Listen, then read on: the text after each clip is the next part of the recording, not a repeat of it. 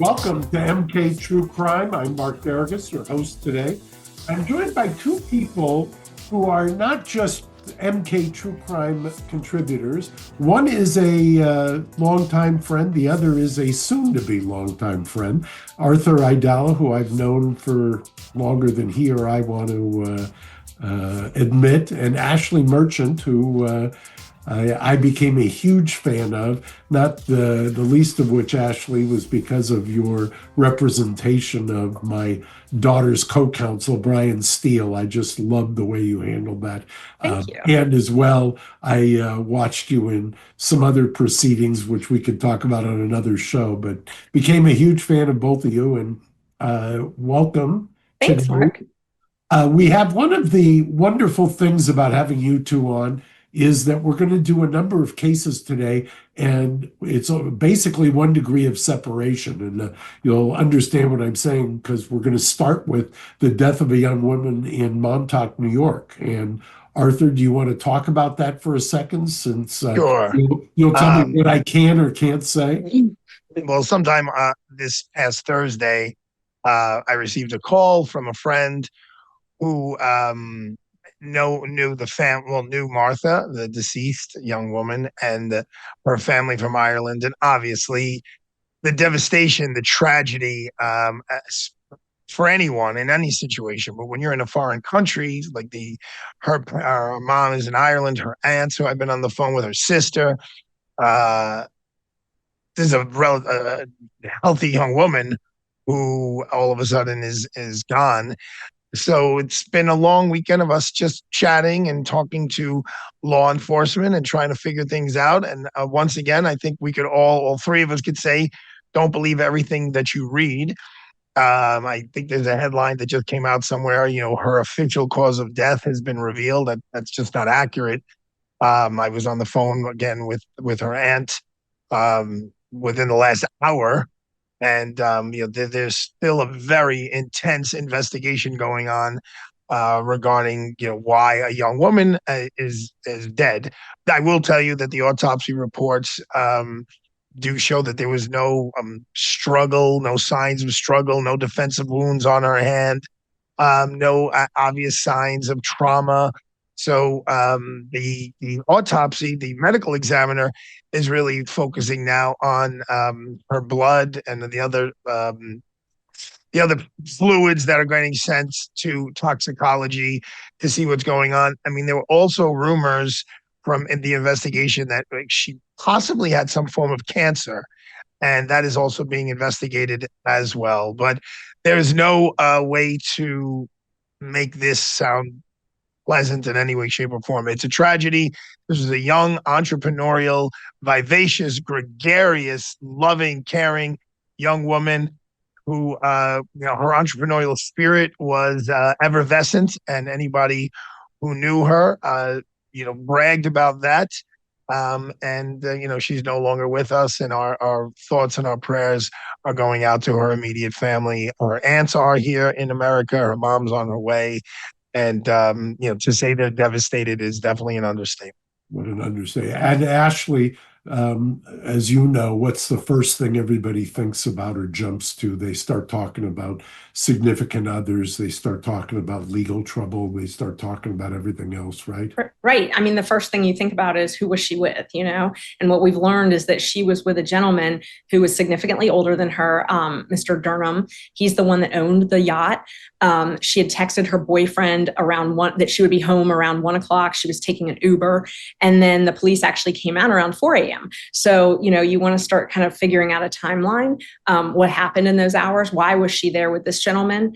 What was happening? I mean, everyone's probably heard from their mother, nothing good happens after midnight. At least that's what I was told. And so you always wonder, was there foul play? What was going on? The thing that sort of struck me, and I don't know, Arthur can probably tell me in New York if it's normal, but they said it would take 3 months for the autopsy results. And that just, I mean, as a parent, that's atrocious that you have to wait 3 months for autopsy results. I mean, the one thing that we do know is that there was no violence. And, you all, Mark and Arthur have been in enough autopsies to know that's the first thing you can tell. Is there any violence? That's one of the things. Ashley makes a great point. And if you don't want to answer, I'm not going to press you, but I would assume one of the first things is the toxicology, A, and then number two, a private autopsy. That's usually what you do in these Well, cases. you're correct on both fronts, Mark Garagos. But and believe me, Ashley, I totally agree with you about why would it take so long. It's one particular piece that takes so long at this point. The drugs that were around in the 60s, 70s, and 80s are very different now. Right. So yes, it wouldn't take 3 months to test for marijuana or heroin or cocaine, but there are so many new synthetic drugs that are out there that are these chemically altered things that they just don't have tests for.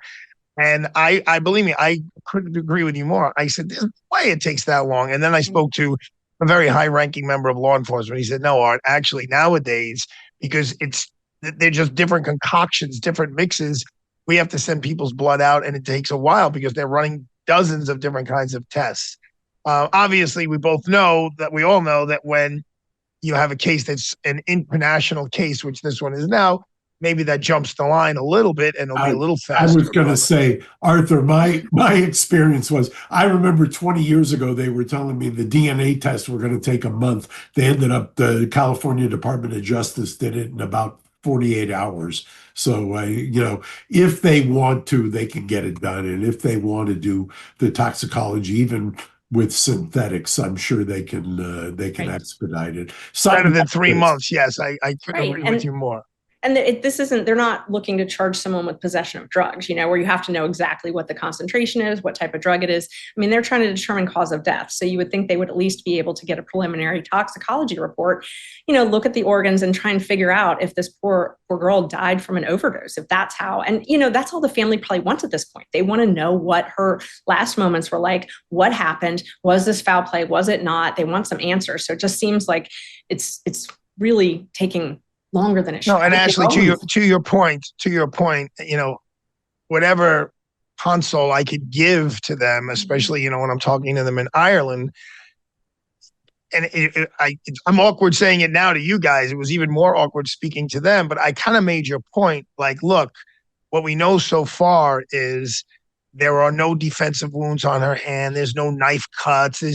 It doesn't seem that there was any sexual trauma of any sort whatsoever. So, her last moments may have been very, very, or hopefully were very peaceful, and not those like other cases, though three of us have had, where those last moments are absolute horror shows. Whatever little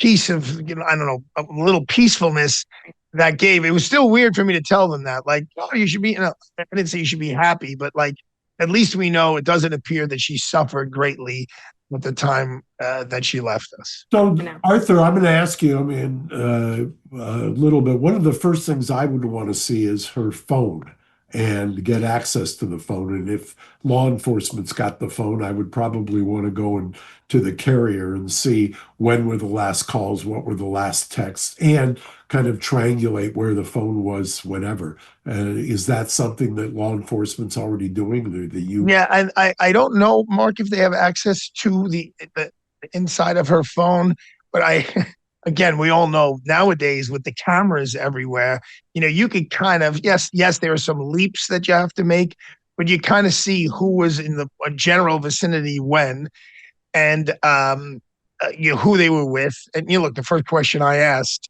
was, where was her boyfriend? And he was actually in another state. So there's a lot of evidence that shows he was in another state, because as we all know, right, who's the first person you look at?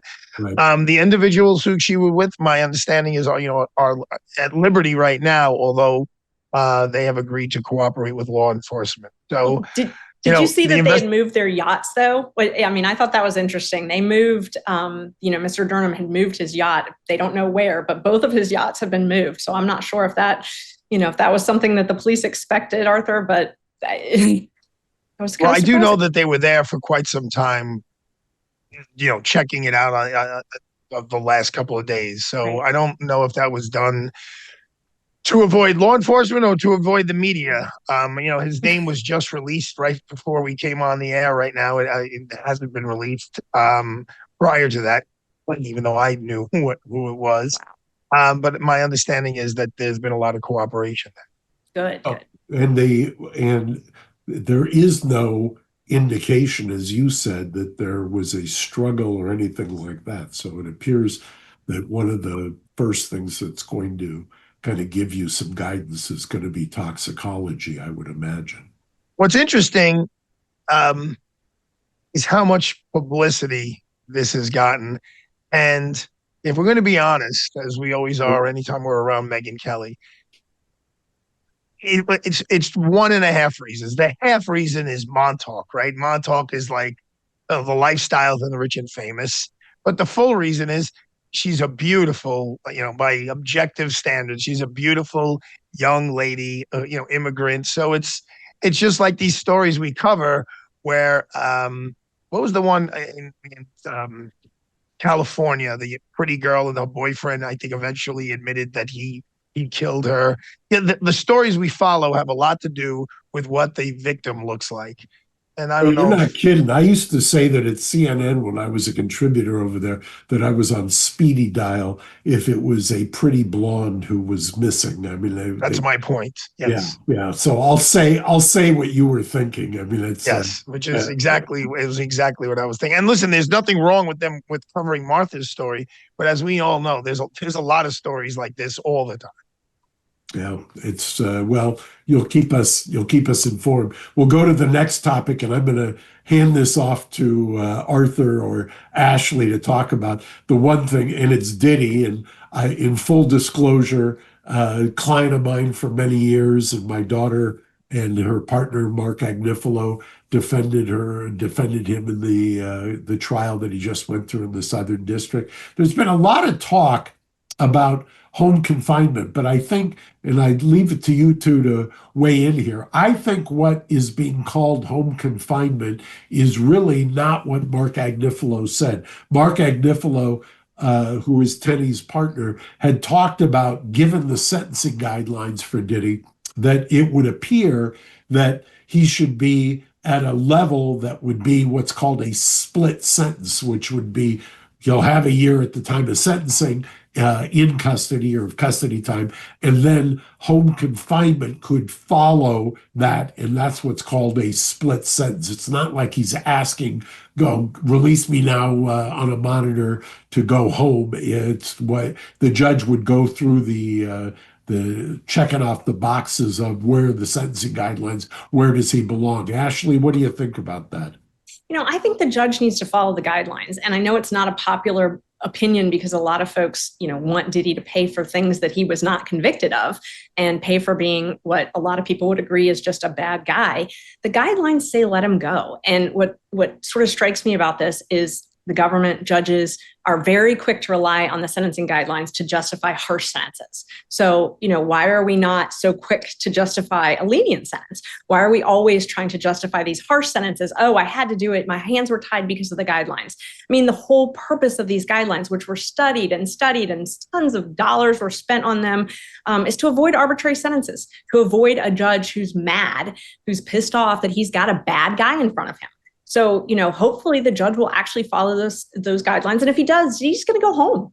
Well, what do you think, Arthur? He issued an order, and he being Judge Subramanian, saying that he wanted to see filed by both the government and the defense a survey, if you will, of anybody else similarly situated. What does that tell you?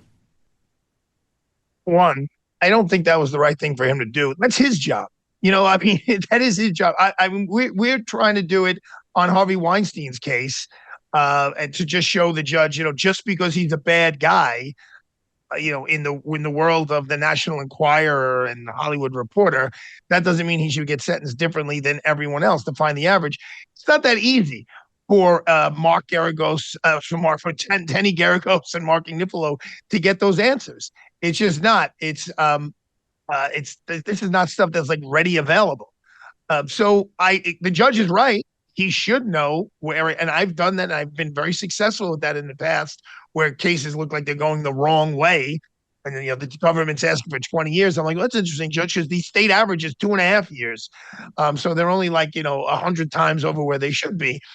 So it shows that he's trying to be fair. But as you guys know, the judge is allowed to take a lot of other factors into consideration. So I was involved in a case where in a federal court where he gets acquitted of basically the RICO murder, but he gets convicted of the drug thing. And the drug thing, it was kind of not a big drug case by any stretch of the imagination. And yet she bangs him out at the sentencing. And she basically says, well, I thought you were guilty of the murder, even though the jury didn't think so. So I'm going to put that time there. I also don't think, Mark, that it helped. And I know he had no control and the defense team had no control. The reaction outside the courthouse, I was close by. People you were across the plaza, literally. Exactly. Splaying, baby oil all over the place. And, I understand what they're coming from. But as we all know, one of the things that the judge has to take into consideration and put on the record is general deterrence. Not that it's going to deter P. Diddy from doing this again, but tell society, if you behave this way, there's going to be a significant punishment. And I dealt with that with the Anthony Weiner case, where the sentencing judge said, I don't think you'll ever do this again. I am convinced of that. However, a case of this magnitude, we need to send a message. And, he got a year and change in prison. Yeah, I would invite the judge to come to Burbank Airport any Friday afternoon and watch people going to Vegas and asking what they're doing when they're going to Vegas. But that's a different subject. Next up, charges dropped in a kidnapping case, and we'll be right back. I've been talking a lot about Riverbend Ranch lately because I love their steaks. Those Riverbend Ranch steaks are something else. Riverbend Ranch has taken Black Angus beef to a whole new level. Did you recently hear RFKJ, head of the Maha movement, saying really all he eats is red meat and fermented products? Hello, Riverbend Ranch has got you covered. For the last 35 years, Riverbend Ranch has been creating a very elite Angus herd by using ultrasound to select genetically superior cattle with a focus on flavor and tenderness. When you buy from Riverbend Ranch, you're not only supporting the 64 cowboys and cowgirls and their families who work on the ranch, but you're also supporting over 260 other U.S. ranches and the hundreds of American families who work on them. It is born in the USA, raised in the USA, and processed in the USA. It is aged to perfection for 21 days and shipped directly from the ranch to your home. This is not your average Black Angus beef, so order from riverbendranch.com. Use the promo code Megan for $20 off your first order, and let me know what you think. riverbendranch.com, promo code Megan. Well, now the kidnapping case out of Georgia. So guess what? That means that it's not Arthur, it's not me, but guess who? It's a Walmart kidnapping. And Ashley, I think you're somewhat in the weeds in this, if I'm not mistaken. I might be a little bit. So my client, his name is Mahendra Patel. He goes by Mick. And this case it actually made international news. I was sort of surprised at how much media got, in England, in India, all over the world. But essentially in March, here in a suburb of Atlanta called Ackworth, Georgia, which is, outside of Atlanta, Atlanta's big. And there's a ton of different suburbs. This is one of the suburbs in Cobb County, Georgia. And there was a mom. She was shopping at Walmart, and you'll see the clip in a little bit. But so she's shopping at Walmart, and my client Mick was looking for Tylenol for his elderly mother. He asked for help from this lady, and she had what I've learned is called a mobility scooter. So I called it a handicap cart, but apparently it's not called that. It's called a mobility scooter. But she's there with her two young children. Mobility scooter? I know. Did you know that? Did you know that? No, I did not. I've been corrected a lot. Okay. A mobility scooter. But as I also learned, there's a lot of outrage out there if you're using a mobility scooter and you don't have mobility issues. Yeah, it's like parking in a handicap zone. So I get it. Oh my God. It is just also known as being lazy, right? I mean, you just want to just get the extra steps. Oh no, it's better. What she said was that her kids enjoyed riding around on it like it's a joyride. Like it's, that you're riding around Walmart on this scooter thing. But that's the problem. So she's riding around on this scooter and she can't drive it really well. You see on the videos, some of the videos, she's like running into some side aisles and stuff, and it's stopping and starting. And she's got one toddler that's kind of hanging off the side. And then she's got one that's in her lap. And my client's talking with her, and the one child, you'll see the video. It's kind of grainy, but from the witnesses, we were able to figure out the child sort of like kind of grabs almost for my client, arms up. And which, if you've been in a store and you're talking with someone who has a toddler, they're grabby. That's what they do. And he went to catch the child, and she reported that as kidnapping. But that's not. Did you have video? Oh, well, so let's walk through that for a minute. Okay. So I get the case, a couple days after it happened. And did they arrest your client? Oh, yeah. So they not only arrested my client, the police put out a press release that said not only did he kidnap this child, but that he fled the scene. And that's really interesting, because you'll see some of the video, but we calculated it and it was almost like 8 minutes that he was there. He checked out with his debit card with his name. He talked with 3 different employees before he left. I mean, this is like Mr. Friendly, he's at the Walmart socializing with everybody. He's talking with the guy at the, leaving. Like he talked to the greeter. That's who he talked with. So the police put out this very misleading statement that they had apprehended this kidnapper after he fled, and that they had multiple jurisdictions working to catch him. And, everybody's like, oh my God, clutch my pearls. What's going on? And people were terrified around here. They think there's this. I just have to add, clutch my pearls. Have you never heard that? That's not a Brooklyn. Oh, that's not a Brooklyn expression. Okay. Oh, that is a Southern term. My pearls. Clutch my pearls. Like, oh my gosh, this bad man. I'm going to add that to my repertoire, and I will give you credit for it. I will attribute it to you. We use that out west. We call it pearl clutch. Yeah, well, that's not exactly, out west and Brooklyn are a little two different places. Okay. Yeah, I don't know if I'd use it in Brooklyn, but you can come to Atlanta. I want to see this video. So I saw the first part. What's happening there? Okay, so this is my client. So he's walking into Walmart, and he's shopping for Tylenol. So this is her. This is Carolyn Miller. So she's on this little mobility scooter. This is when they first are talking, and he's asking where the Tylenol was. And had the police investigated, they would have found out that he really was there for Tylenol. But so if you see kind of behind him, there's a gentleman in an orange shirt. He's going to come into this in a minute. But so she points, you see her pointing to the Tylenol display. And I'll tell you in a minute how we got all this. And then this is it. Right there. There's a kidnapping. Did you see it? Yeah, if you blink, you'll miss it. I'm clutching my pearls. For those of you who are listening to this, I am clutching my pearls. Yeah. So that is the kidnapping. That's the kidnapping. That's it. So, and what's crazy is after this, so she sees him. Okay, so this is great. So he finds the Tylenol. He walks past her. Hey, look, I found the Tylenol. She gives him a thumbs up. Thumbs up. Good job. You found the Tylenol. This is him fleeing. Sorry, this is him fleeing. She reports it? So there he's fleeing. See, he's fleeing. They put in their press release that they had to use flock cameras, and they had to get multiple jurisdictions involved to try to catch this predator, all this stuff. So, a couple days later, he's just driving home from work on one of his properties, and he gets pulled over by, massive SWAT people on this felony kidnapping warrant arrest, thrown to the ground, interrogated. He's like, what in the world? He has no idea what's going on, no idea what he's being stopped for. And I think if you have SOT 3, you can see how Carolyn Miller, the mother, describes this incident.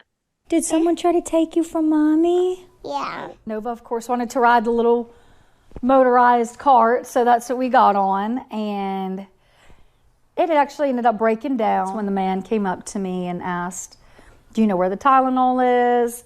And I was like, oh, it's over there. And as soon as I did that, that's when he just picked him up out of my arms, and then he just stared at me and then goes, oh, I just wanted to get him out of your lap so you could get up and help me. There really are people out here, and then a mile radius of us right now, that have ill intentions, that are targeting people, that are planning to do these things. Just be prepared for it when it does. Okay, seriously? Be prepared.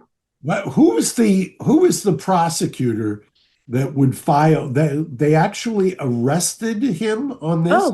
Oh, so they not only arrested him, so the officer took out a warrant for kidnapping, and kidnapping in Georgia is punishable by life in prison. So it's one of those that you don't get a bond at first appearance. God. Yes. So he does not get a bond. Nightmare. What a nightmare. I know.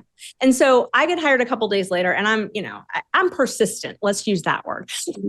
I am persistent. I'm like, this is a mistake. This is a mistake. I completely believe my client. But, I talked to his family. I mean, he's got 2 daughters that are both in graduate school. They graduated from Georgia Tech. His wife's a doctor. Like, he's in the Kiwanis Club. I mean, this is not a kidnapper from Walmart. So we don't have the video.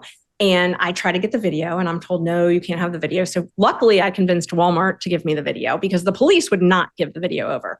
So we get the video and finally get him a bond hearing and they indict the case. So here in Georgia, if you indict a case before a hearing in magistrate court, it's not heard anymore. It's sent over to a whole different court. So by the way, how often do they indict in Georgia?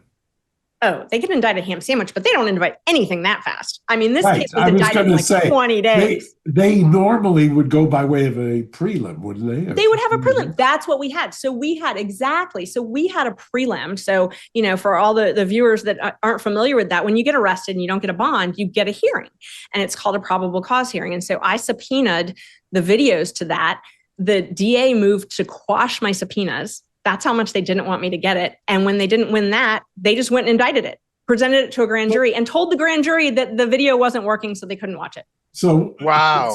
So people understand the video is clearly, you just watched it. You can clutch pearls or pearl clutch, but that is exculpatory evidence because it shows that it's not what they're claiming it is. They actively sought to block you from getting the exculpatory evidence, which would have actually, what's the mom's end game here? I mean, is she just an attention hog? Like, what is what's in this for her? I mean, was she going to sue the guy? Like, I don't understand. I assume maybe sue Walmart. I mean, that's the only thing I could think, and I also think that she called the police and she sort of rushed to judgment. And I think it got, definitely got blown out of proportion. I think a lot of people, though, when they call the police, they think the police are going to investigate it. And maybe she thought, okay, well, this was a strange interaction. 2 people can always view an interaction differently. And maybe the police will investigate. It would have been so easy. He was shopping for his elderly mother who lives with him, who takes a special type of Tylenol. And she is 87 and has osteoarthritis. Like, it would have made sense. Story about when he got the Tylenol, walked by her and gave the thumbs up. What did she say that was? Oh, nothing. Nobody talked about that. Police didn't talk about that. DA didn't talk about that. She didn't talk about that. Nobody talked about that. Yeah. They only How long said was that he incarcerated for? How long? He was in jail for a long time. 45 days. And I think, folks, I'm sorry, Ashley, I don't mean to interrupt you, but no, please. Those of you who have never been to a jail just to visit someone, let alone on the other side, it's 40, it's 6 weeks. First of all, how many people watching this have ever gone on a 6-week vacation? Very few, right? I mean, it's an enormous amount of time. We are not talking about going to some camp where he played basketball, tennis, and had a healthcare worker, working him out in the morning. I am sure the facilities down there are not exactly the creme de la creme. And some heads should roll for this. Actually, he lost 17 pounds. When you were doing this, how crazy did it make you? Out of that, from 0 to 45, what day did you get the video? I got the video. So I got the video about 2 weeks into it. So I had been pressuring, at least give him a bond. Hey, there's 2 sides to the story. We know he didn't kidnap the kid, and I'd been arguing at best attempted, but it's not even attempted. Like we can't even get there. And what really made me mad was if the officer had taken out a warrant for attempted kidnapping, he would have gotten a bond at first appearance. He would never have stayed. So if they hadn't lied and said that he actually kidnapped and took away, the cop in the warrant said he actually took away the child. Like, he didn't take the child away. We never would have been there on the bond. So it's really frustrating when you have a client is innocent.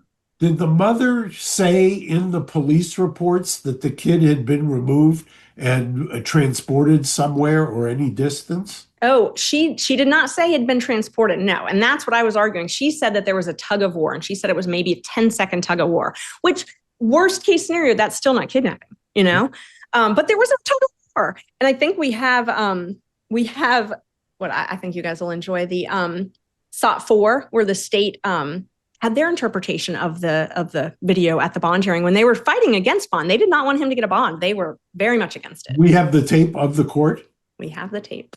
But when you do take a closer look, you can see him tugging on this child, and there's the legs, before mom is able to regain control of her 2-year-old and bring the 2-year-old back to her lap.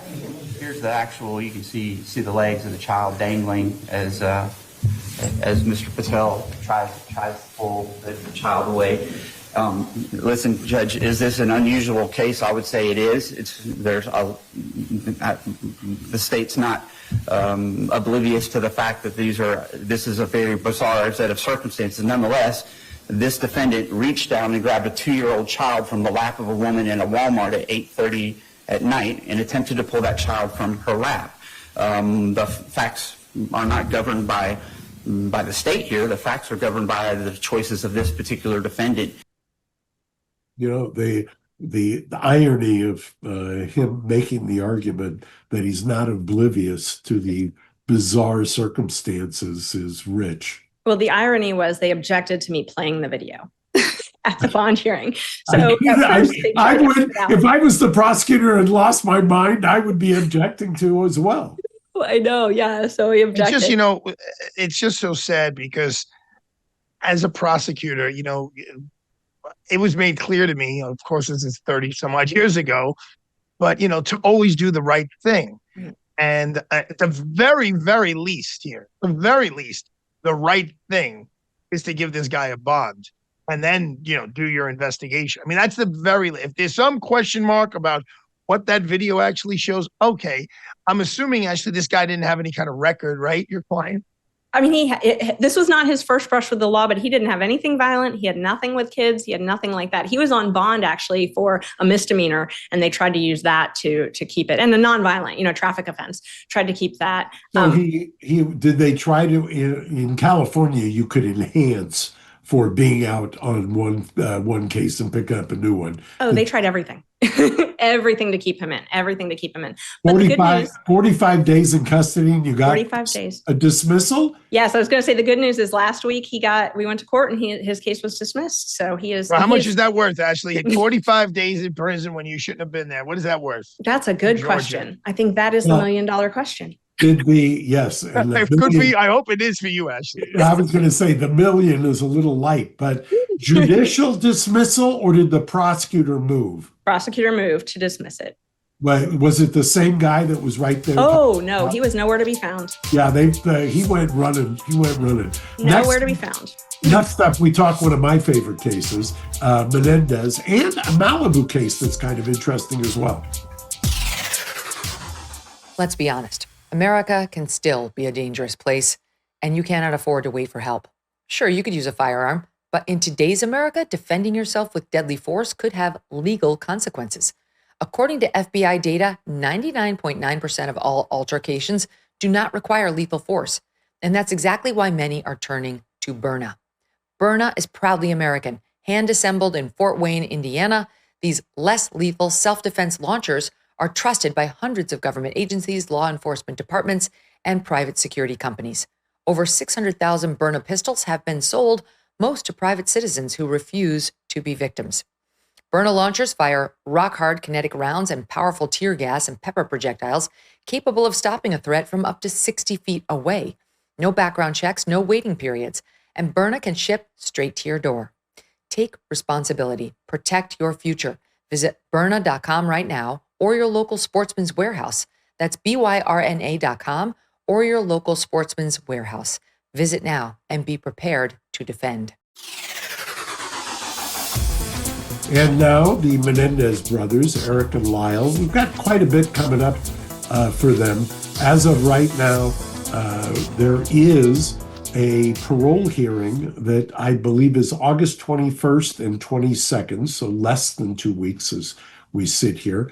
There is also, parallel to that, a habeas. And by the way, in full disclosure, I filed that habeas along with Cliff Gardner more than 2 years ago. And the judge, after listening to, or getting, when I say listening, having seen the dog and pony show that was Nate Hochman doing a press conference back in February and filing all kinds of nonsense, the judge still ordered a formal opposition, And Nathan Hochman, who seems to have been fixated on this case, who's the newly elected DA, has filed yet another opposition to that A habeas. short one, right, Mara? It's a very short opposition. But mind you, there's two pieces of evidence in this habeas. There is a letter that was found that was written by Eric to his cousin, Andy Kano. Andy tragically died more than 20 years ago. And that letter was found about 10 years ago. And there is now a declaration by Roy Rosello, who was one of the members of Menudo. So two pieces of evidence. Those two pieces of evidence caused this DA to file a 132-page response, which was largely cut and paste. And that we'll deal with. And in fact, when this drops, we'll probably be filing our reply. And then there was a podcast with the governor, Gavin Newsom, and Ryan Murphy, who was the showrunner for the show that kind of vaulted this from a fixation for decades to something into the stratosphere, and the parole hearing, as I just mentioned, in 2 weeks. And Arthur and Ashley, I'd love to hear your thoughts on both of these things, whether 35 years later, by all accounts, some of the best work anybody's ever done in prison, whether or not they deserve to be out. Ashley, take it away. Grab onto your pearls and I will clutch my pearls. Of course they deserve to be released. I mean, they've been model prisoners. We need to reward that. We have violence in prison. We need to reward that. I also think you should win the habeas because, quite frankly, the second trial was not fair. I mean, the judge excluded key evidence, which was their defense, the abuse at the hands of their parents. And the jury didn't have all the evidence. And anytime a jury doesn't have all the evidence, they're making a decision with one eye, covered. They just don't have it. And so that's just not a fair trial. So I think, we're in one of those situations where most people think at this point, what do we do? And you're doing a great job putting everything out there. So all of the options are available. Judge could grant the habeas. They could just let them out on parole. And, they probably, I know like most of my clients, if they were out on parole, they probably would let the habeas go. They would probably just live their life and, enjoy the days they have left. It's just, it's one of those cases where you wish cooler heads prevailed. They were abused. That's clear. They've admitted. Point, to Ashley's point, the first jury was a hung jury when they had the evidence that was excluded at the second trial. So it shows you there was reasonable doubt when the jurors had more evidence. And then when you just tailor it down so that there's a lot less evidence, a jury ruled in a different direction. Ultimately, though, Mr. Garagos, it is the governor, right, who makes the ultimate call. He has like 90 days or something after the judge's decision. Just walk me through how y'all do it, not in Georgia, but y'all do it out in California. So in California, the parole board, and this was originally going to be a clemency investigation. It was converted once we got him resentenced, both of the brothers resentenced. They will make a decision on the 21st and 22nd, basically next week. If they make a decision, then the governor's got approximately up to 120 days to deal with that. Separate and apart from that, the Judge Ryan, ironically also Ryan Murphy is involved here. The judge has the ability to order an evidentiary hearing. And if there is an evidentiary hearing, I think we win because we've made his asking for a formal reply means that he found that we made a prima facie case. Now, you both have hit on what I have argued now for over 2 years. Trial number one, there were two juries, one for Lyle, one for Eric. More than half found not guilty on the murder and found on the manslaughter when they heard all the evidence. Second trial, they did not hear all the evidence. What happened in between? 8 days before the second trial began, OJ was acquitted. You have to remember what that meant in the LADA's office. They were then, in the 90s, ridiculed as not being able to win the big one. And there is a symbiotic relationship a lot of times between the trial court and the DA's office. And that symbiotic. Wait, really? Wait, Mark, really? I've never Is that true? experienced that. Yeah, I don't. Breaking news. We'll have a cry Right. on Thursday that my late father, Tenny's grandfather, used to say, call them DAs in a robe. Oh, yeah. The symbiotic relationship kind of seeps in, and you get judges sometimes doing the heavy lifting for the DAs and the prosecutors. And in this case, when you take a look at it, I always say, talk to correctional officers. Correctional officers will tell you they want an incentive out there for people to be good in prison. They do not want people to not have a choice. They don't want people to have no hope. These guys had no hope for over 15 years, and they made the right choice. They were still good without hope. Like, that's significant. Yeah. And by the way, that was one of the things that moved the judge in the resentencing hearing to resentence them. He said he had never gotten in any of the resentencing hearings any correctional officer writing letters saying, I would want these guys to live next door to me. And I was so impressed with them. And they both have done amazing stuff. Eric has started a hospice program, which they now want to replicate all throughout the state. Lyle has jump-started this green space program, which is amazing if you go down there and you actually see it at the prison. So if anybody deserves it, these two do. Mark, what is the position of the rest of any remaining members of the family about their being released? Over 25 of them uniformly, shoulder to shoulder. Every single, how often have you ever had every single family member of the victims, who in this case also are related to the defendants, when have you ever had them uniformly say we want them out? Mark, I had a question about how parole works in California. If the parole board recommends it, is it likely that the governor would go against that, or is it one of those things that's kind of a rubber stamp?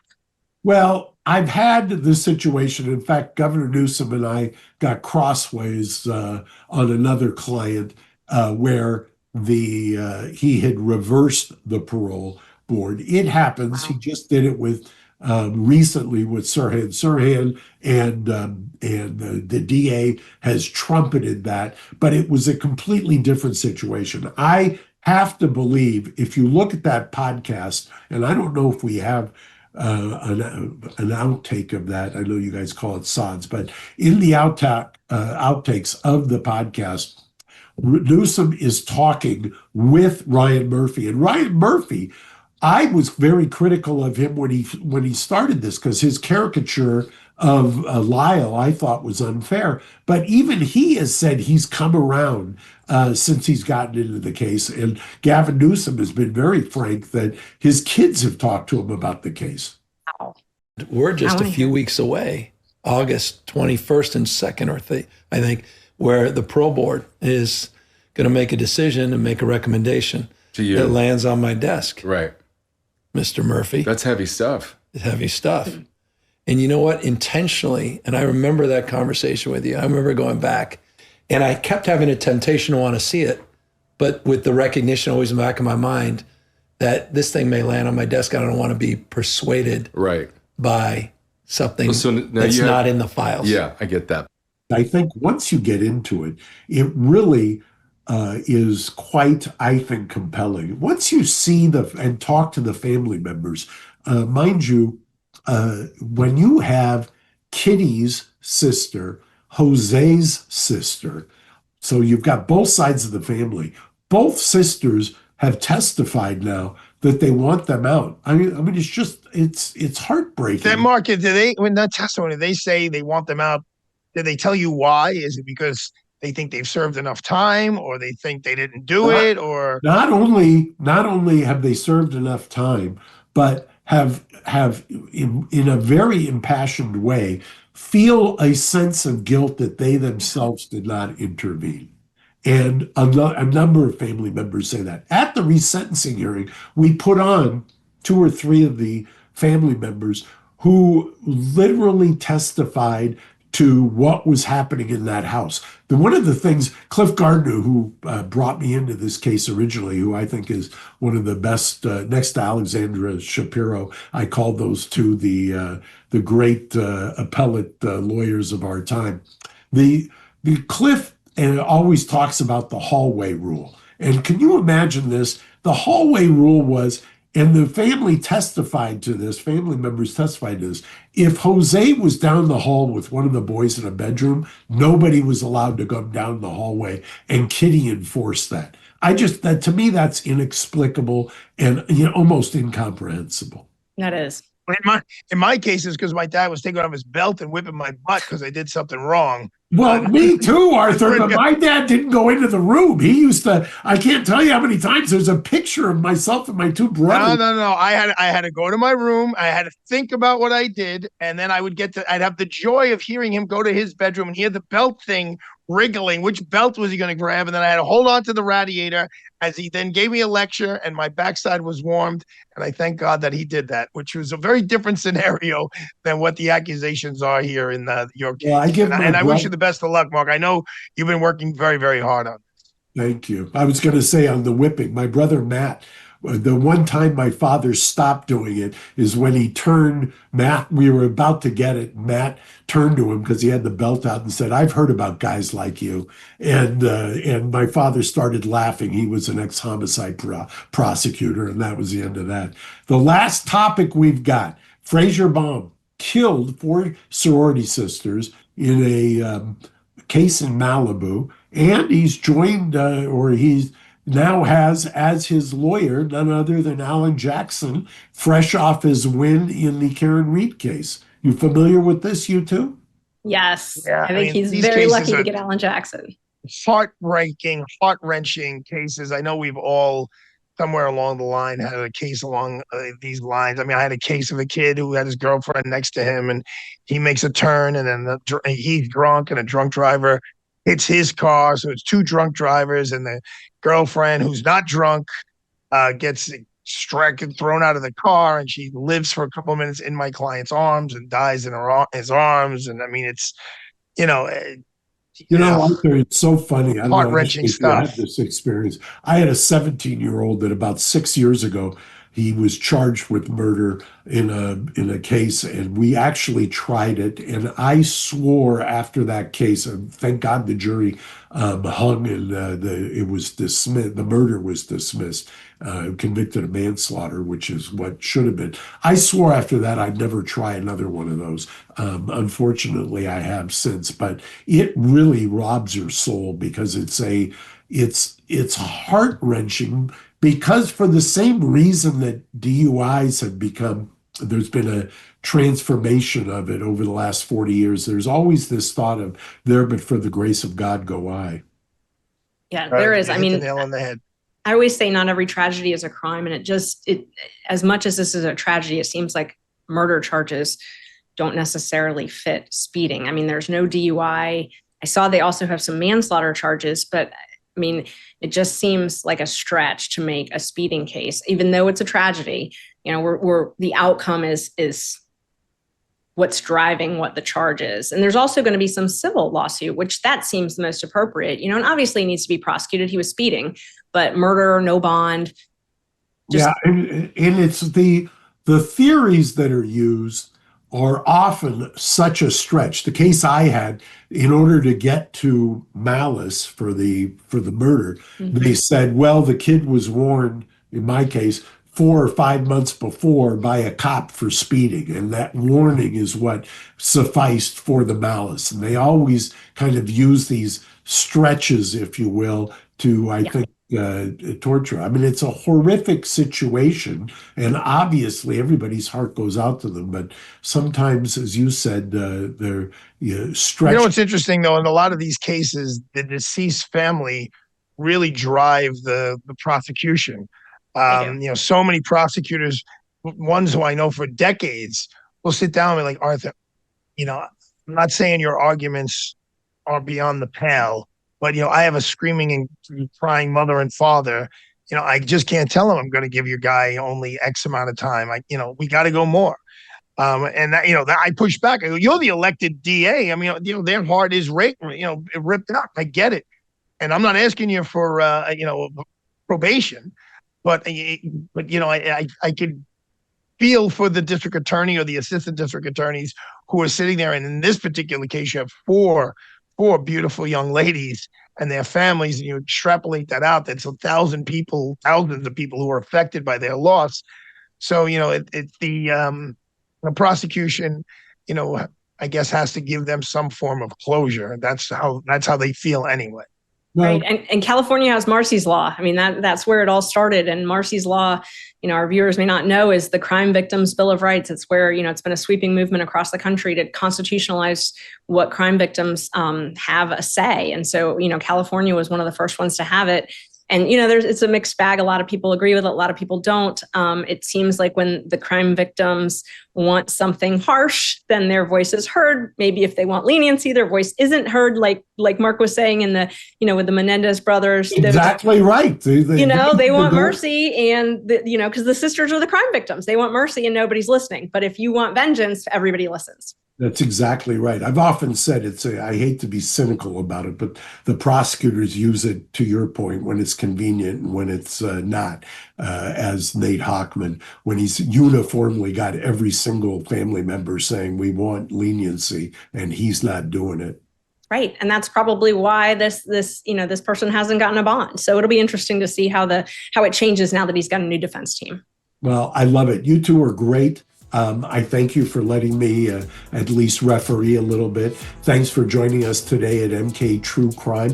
What a great little thing that Megan Kelly has done here. Remember to like and subscribe. If she was here, she would do that little like and subscribe dance. Follow us wherever you get your podcasts. We're MK True Crime, all social platforms, and find all the links you need at mktruecrime.com. By the way, see you 2 Friday.